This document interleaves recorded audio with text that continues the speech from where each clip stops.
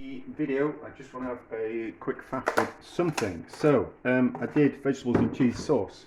Kind of got the idea from pasta alla Griglia, but couldn't make it work in that kind of way where you form the sauce in the pan after you've cooked the thing. There's a video.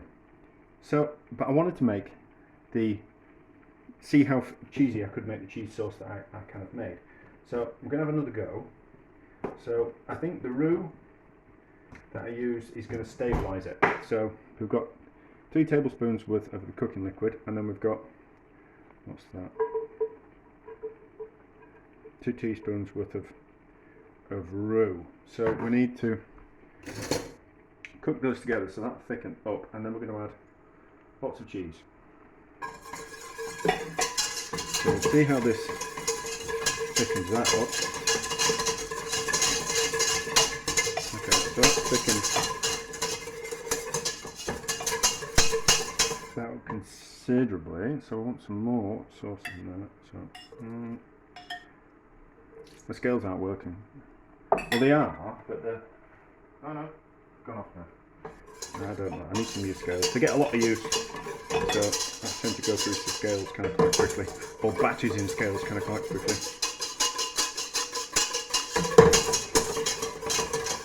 Right, so how's that taste? Fingers.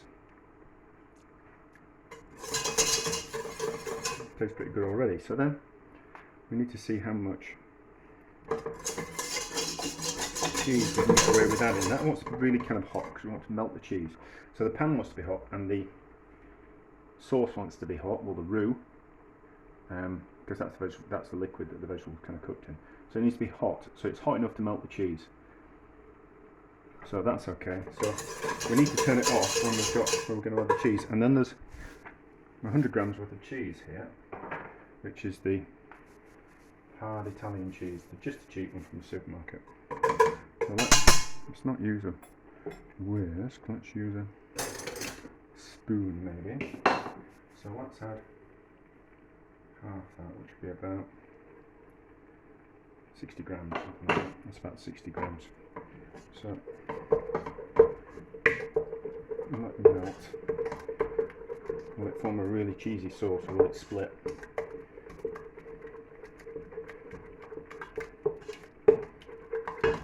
I think that's going to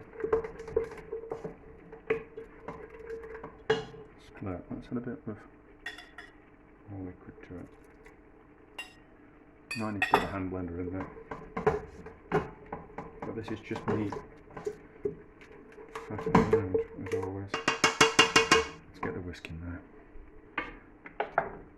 I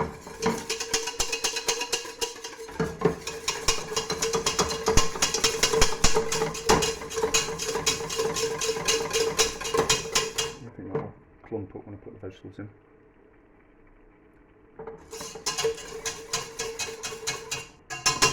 That's really cheesy, so let's put these vegetables in and then see what happens. You can always add the cheese on top of it.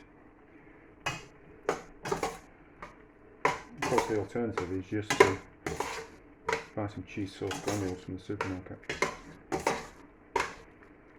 Oh no, that's worked. That's worked. Ish. No, it split it. I can see that it split it. I'm knocking the camera. So that's the taste.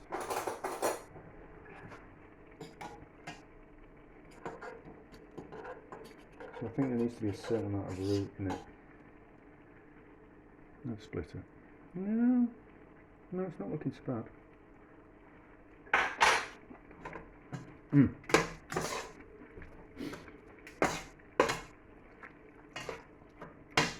That's certainly cheesier. No, it's not.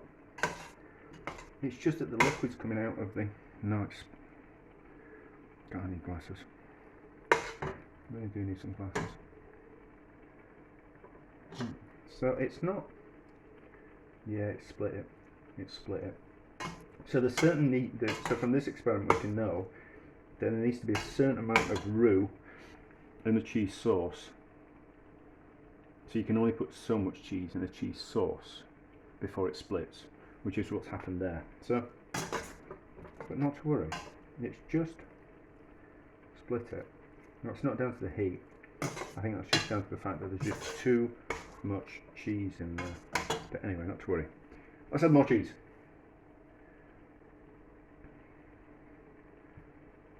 Let's see what happens when we add more cheese.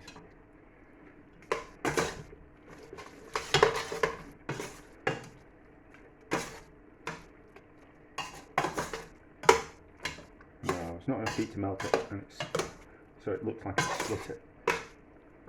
So, not to worry. So, at least we know, and I'll eat it anyway, and we'll use that pre-grated cheese for something else. There we go. Well, that didn't work, but at least we learned something, eh? Actually, not all of it's split, so I think it was that extra cheese that just kind of took it too far. So it's not, it's really kind of quite nice. It's really kind of quite nice. There's bits of cheese in it, which is probably the last bit of cheese that I added. But that's not a bad ratio for the first bit. Like, look there, that looks pretty good. That looks pretty good. So, and then let's just get a teaspoon and show the other bit of the sauce. So there are parts of the sauce which is not a bad sauce at all. So maybe just need the time to melt a little bit more and move around a little bit more. But that's not a bad consistency for a pasta cheese sauce. So that's alright with that. Very cheesy and full of the flavour of the courgettes, because that's the water that we used to make the sauce, was the water that we used to cook the courgettes. So it's worked. It's rather kind of quite nice, but there is, I think there is that, certainly that finite amount of cheese that we can add to a roux before it becomes too, I'm burping because I'm eating this, before it comes too cheesy. But that's not to say, I mean, there's some clumps of cheese you can see, kind of, not really, but I can see the flecks of bits of unmelted cheese in there. They're a little bit stringy, which are in combined with vegetables, but that sauce around the outside, that's not so bad at all. So it's kind of a success. So we kind of, that kind of ratio works. I don't know what applications it's got, but it was just out of curiosity.